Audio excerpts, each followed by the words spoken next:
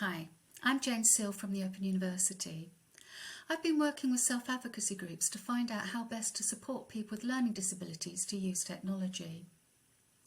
A key aspect of person-centred support is teaching people with learning disabilities how to use their technologies.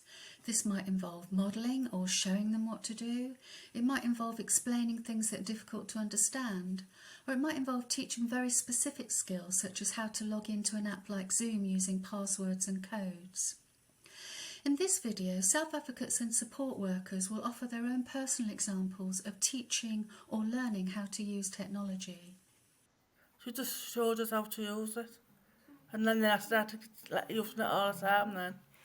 I remember one of the guys just couldn't believe that his entire record collection was in this tiny object that we'd given him.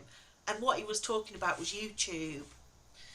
You know, he couldn't believe that he could actually access all of this stuff just by clicking a button and saying play Roy Orbison.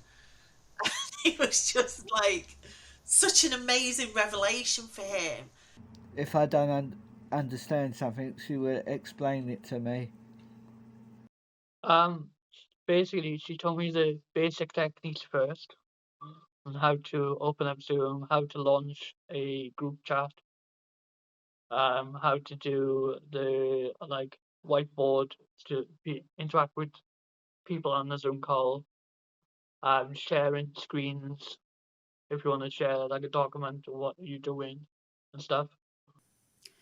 It's important to remember that skills need to be practiced and continually used, otherwise they can be forgotten. In addition, we can't teach other people how to use technologies if we don't have technology skills ourselves. So for example, I mean, we always talked about sort of day services and things like that before the pandemic. During the pandemic, when everybody would have to stay at home, then obviously there were people that got these laptops and stuff, and so they were like, that was donated and stuff. But then towards the end, they said, right, no, sorry, we're going to have to take them back because you're going back to day services now. But actually, there's a lot of skills that they bought during the pandemic, and it's just been lost. And this is not like a one isolated incident. This is across the board of recognizing that we can't just it's not like a light switch. So it's not like where you think, oh, you learn all your skills and you've done that, like you go into college or university, and then all of a sudden, oh right, okay, I don't need these skills anymore. That's it. It should be a life learning toolkit in a way. Yeah.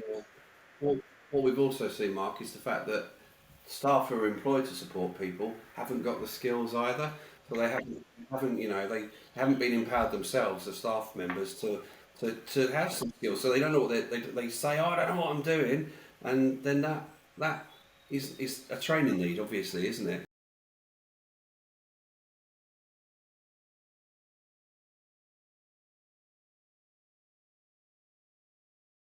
If you enjoyed this clip, feel free to follow the links on screen for more interesting articles and free courses from the Open University.